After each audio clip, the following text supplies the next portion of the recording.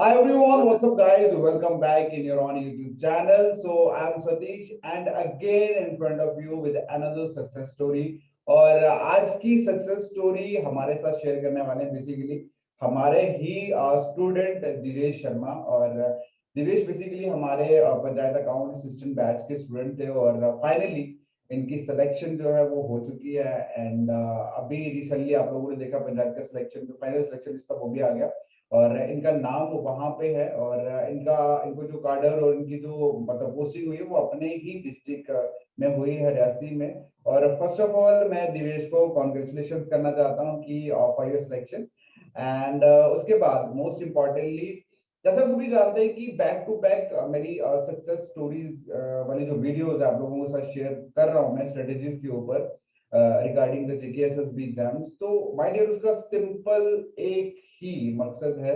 वो मकसद ये है कि आप लोगों को एवरेज मार्क्स से उठाकर थोड़ा सा पुश की करूं मैं through all the strategies that toppers used and selected candidate used in their examination, कि ताकि जितने भी बच्चे जो कुछ नंबर से ड्रॉप हो जाते हैं या मतलब 5-10 मार्क्स से जो आगे बढ़ ही नहीं पा रहे हैं, क्या कमी है उनकी स्ट्रेटेजीज में, उन्हीं कमियों को दूर करने के लिए मैं सभी सिलेक्टेड कैंडिडेट को आप लोगों के सामने ला रहा हूं, ताकि वो अपनी सक्सेस स्टोरीज अपनी स्ट्रेटेजी शेयर करें आप सबके साथ, ताकि आप भी सेम स्ट्रेटेजीज को देखें, अगर वो आपके काम आती है उनको इम्प्लीमेंट करें और आपका भी नाम सिलेक्शन लिस्ट में आए। सो यही रीजन है आप सभी कैंडिडेट्स के लिए। एंड ये जितनी भी वीडियोस मैं अपलोड कर रहा हूँ ये सारी की सारी फ्री हैं, यूट्यूब पे आप सभी देख सकते हैं।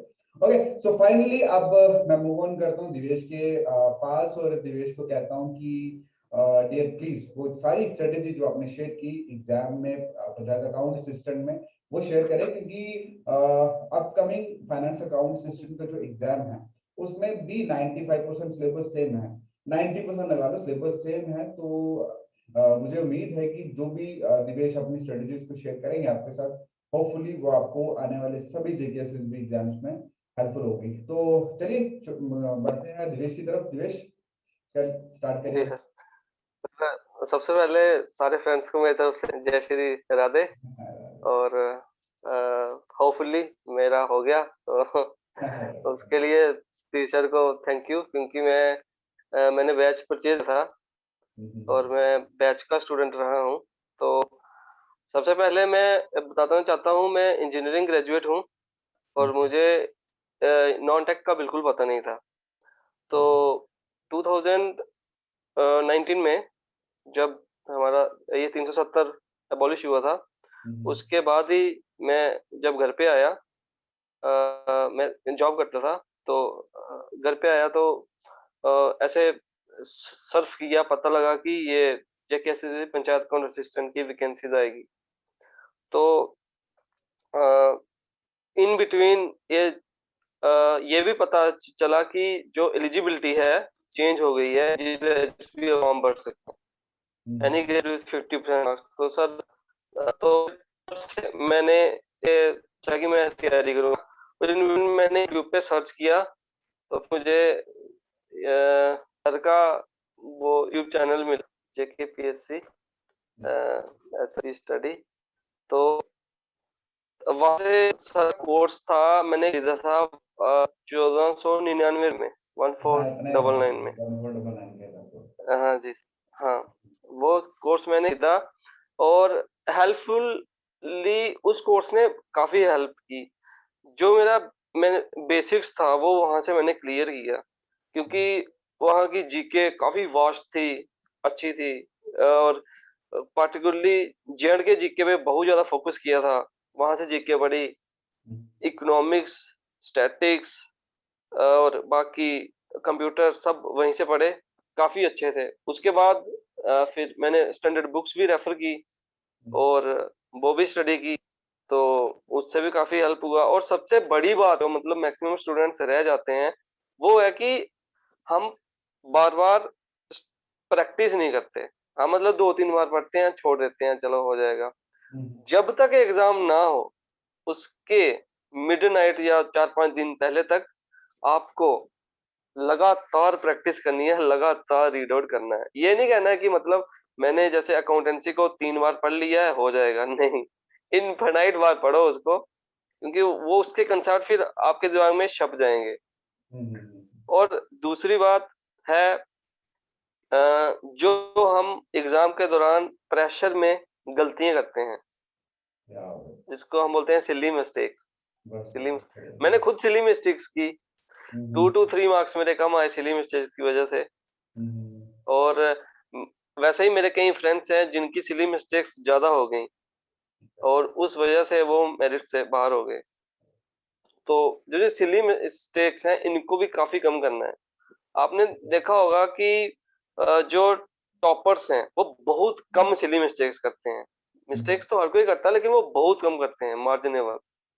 और जो बच्चा मेरिट से 2-3 नंबर बाहर हो जाता है या 4-5 नंबर, वो भी बहुत टैलेंटेड होता है, उसने भी पूरी मेहनत की होती है, but due to silly mistakes silly mistakes की वजह से वो बाहर हो जाता है।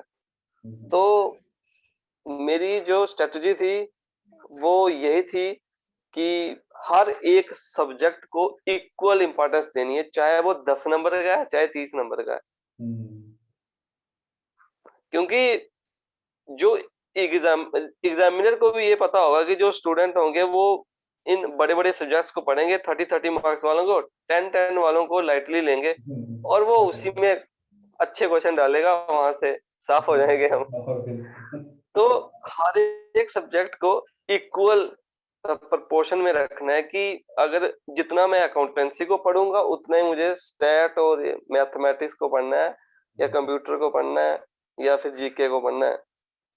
तो इससे क्या होगा कि अगर कोई भी पोर्शन हार्ड आ गया, फॉर एग्जांपल जैसे अकाउंटेंसी हार्ड आ गई, तो जो हम वहां पे हमको प्रॉब्लम होगी सॉल्व करने में, जो हमारे नंबर कम आएंगे, वो हम किसी दूसरे सब्जेक्ट से पूरे कर लेंगे और इतना गैप नहीं आने देंगे।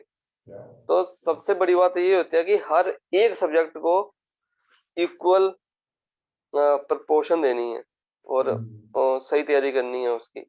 और दूसरी बात है प्रैक्टिस की।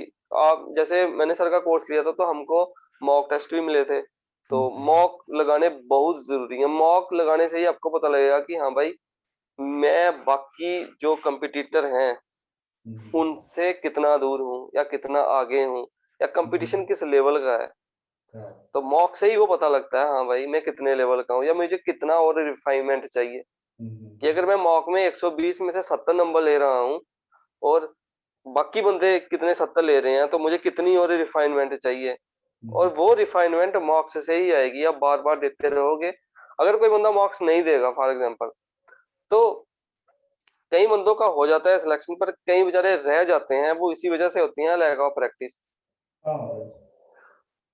क्योंकि कुछ जो सब्जेक्ट्स हैं, जैसे फॉर एग्जांपल अकाउंटेंसी है, अकाउंटेंसी जो सब्जेक्ट है वो प्रैक्टिस मांगता है। आप उसको क्रैम करके जस्ट उसके कंसेप्ट सीख के नहीं निकाल पाओगे जब तक आप उसकी प्रैक्टिस नहीं करोगे। वो प्रैक्टिकल ओरिएंटेड सब्जेक्ट है। उसी तरह का कंप्यूटर है, वो भी प्रैक्टिस मांगता है। और साइंस वगैरह ये भी प्रैक्टिस चाहिए, क्योंकि साइंस भी एक वास्ट सब्जेक्ट है।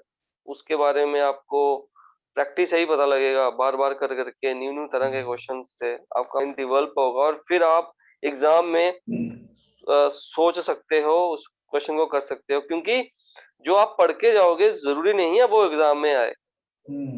पढ़ने से क्या होगा, आपका जो ब्रेन है वो इतना कैपेबल हो जाएगा कि एग्जाम में क्या पूछे, वो एग्जामिनर क्या भी पूछे, आप उसको परफेक्टली अंडरस्टैंड करके उसका आंसर मार्क कर सको। तो मैंने भी बिल्कुल ऐसा ही किया जो मैंने आपको बताया है। सर का कोर्स लिया, वहां से मैंने बेसिक्स अपना सुधारा, फिर और यूट्यूब से पढ़ा, फिर मैंने स्टैंडर्ड बुक्स ली, वहां से पढ़ा, और फाइन और मॉक टेस्ट दिए मैंने सर के मॉक टेस्ट तो हमको मिले थे वो और फाइनली फिर हो गया। अरे बहुत बहुत कंग्रेचुलेशन। और अभी मैं थोड़ा सा ब्रीफ कर दूं दिवेश की जो स्ट्रेटेजी उन्होंने कही, उनका मेन फंडा ये कहने का था कि चीजों को फर्स्ट ऑफ ऑल तो इक्वल इम्पोर्टेंस दो। ये बात मैंने भी जी एक्चुअली सर। बहुत बार देखी है। बच्चों ने एक्चुअली क्या करते हैं वो कि जो ज्यादा मार्क्स होते हैं उनको ज्यादा इम्पोर्टेंस देते हैं। उनको लगता है कि अगर हम लोग ये 3-4 सब्जेक्ट कर लेते हैं तो हमारा आधे से ज्यादा कवर अप हो जाएगा और यहीं से हमारी सिलेक्शन हो जाएगी। तो ये बात बहुत बढ़िया कही दिवेश ने कि हो सकता है वो जो बड़े बड़े सब्जेक्ट है उनमें से कुछ चीजों में ज्यादा टफनेस आ जाए, तो फिर आप क्या करोगे।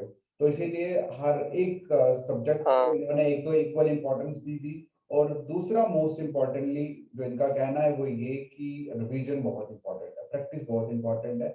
और प्रैक्टिस रिवीजन तो मतलब मस्ट है ना। विदाउट रिवीजन, ये तो मैं अपनी हर वीडियो में कहता हूँ कि विदाउट रिवीजन आप जितना मर्जी पढ़ लो उसका कोई फायदा नहीं है। That is just a wastage of time. तो रिवीजन बहुत इंपॉर्टेंट है। And the rest of the thing in the ending portion we have to give lots of mock test, because mock test is mock actually mock going to tell you that at what place you exist। क्योंकि वहां पे जब आपकी ranking आती है, जब आपका comparison होता है, then you come to know that where you are lacking, which point, which subject is your weak, and where you have to work more, so getting selection list। तो ये इंपॉर्टेंट चीज है, मतलब मोटी मोटी, क्योंकि खुद सिलेक्टेड कैंडिडेट जब इन चीजों के बारे में कहता है तो मतलब सुनने वाले को और थोड़ा सा पंप मिलता है कि ऑलरेडी इन्होंने वो चीजें, क्योंकि ये प्रूवन स्ट्रेटेजी है जो दिवेश ने अपने एग्जाम में यूज की और उनको रिजल्ट जी मिला। सर। आज वो सिलेक्टेड है और now she sorry is free actually. उनको अब वो कुछ भी चाहे कर सकते हैं यार, क्योंकि अभी वो सेट है बैक, मतलब उनके पास एक अब कह सकते हो कि बैक हो गई है किसी न किसी तरह से। अब वो किसी भी एग्जाम के लिए तैयारी करें उनको कोई दिक्कत नहीं है। तो मैं अपने सभी व्यूअर्स को, जितने भी बच्चे जो हमें देख रहे हैं उनको सिर्फ इतना ही कहूंगा कि माय डियर, एग्जाम को क्रैक करना बहुत ज्यादा टफ टास्क नहीं है यार। वो टफ नहीं है, सिर्फ आप लोग अपने माइंड में ना कॉम्प्लेक्सिटी बना देते हो उस चीज की। देखो हर किसी भी चीज को पाने का अगर आपको उसका रोड मैप पता है, उसका उसका रोड मैप आपके पास है किसी भी मंजिल का, तो आप सिंपल इजी उसे पा सकते हो। बट प्रॉब्लम पता है कहाँ आती है। प्रॉब्लम, आपके पास रोड मैप है, आपके पास सिलेबस है, you can easily cover that syllabus and you can easily crack the exam. But problem ये आती है भाई साहब कि आप खुद चलने की बजाय आप पूछ पूछ के चलना शुरू कर देते हो। आप एक दूसरे को देखना शुरू कर देते हो। देखो हर बंदे की पेस अलग है, हर बंदे का सोचने का तरीका अलग है, हर बंदे का स्टार्टिंग पोर्शन अलग है। देखो किसी का स्टार्टिंग पोर्शन बहुत अच्छा होता है, फिनिशिंग वीक होती है। कईयों का फिनिशिंग बहुत अच्छा होता है, स्टार्टिंग, पता हर बंदा एक जैसी स्ट्रेटेजी या एक तरह का जो माइंड सेट है वैसा नहीं होता। तो मैं सिर्फ इतना कहूंगा कि कुछ चीजें जो प्रूवन है जो हर किसी को करनी है वो ये कि भाई इक्वल इंपॉर्टेंस तो हर एक सब्जेक्ट को देनी है। दूसरा, प्रैक्टिस जितनी बार हो सके, मतलब रिवीजन जितनी बार हो सके वो आपको बिफोर एग्जाम करनी है। और आप ये नहीं कह सकते कि मैंने अगर इतने बार पढ़ लिया है तो दैट इज सफिशिएंट। आपको टिल एग्जाम आपको करते रहना है, क्योंकि रिवीजन जितनी बार आप करोगे अच्छा। उतनी बार ही आपको एक नई नई कुछ ना कुछ नया सीखने को मिलेगा उस पर्टिकुलर टॉपिक में से। और एट द एंड आपको मॉक टेस्ट बहुत बहुत इंपॉर्टेंट है जो आपको देने हैं, जो आपको एक्चुअल में आपकी हकीकत आप लोगों के सामने रखेगा। ठीक है।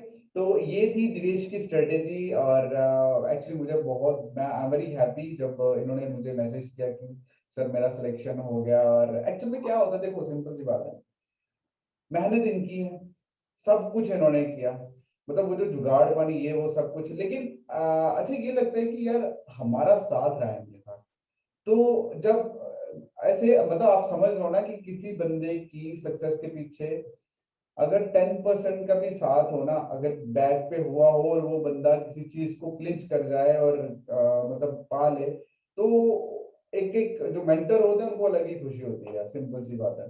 तो मैं पर्सनली बहुत ज्यादा हैप्पी हूँ। अब मेरा अगर कभी टूर बना ना रियासी में, मिलूंगा जरूर आपको, कॉल कर दूंगा, मिलेंगे वहां जाके, सर हम मिलेंगे, चाय पियेंगे। ओके, आना सो सर बिल्कुल। Thank you so much Divya.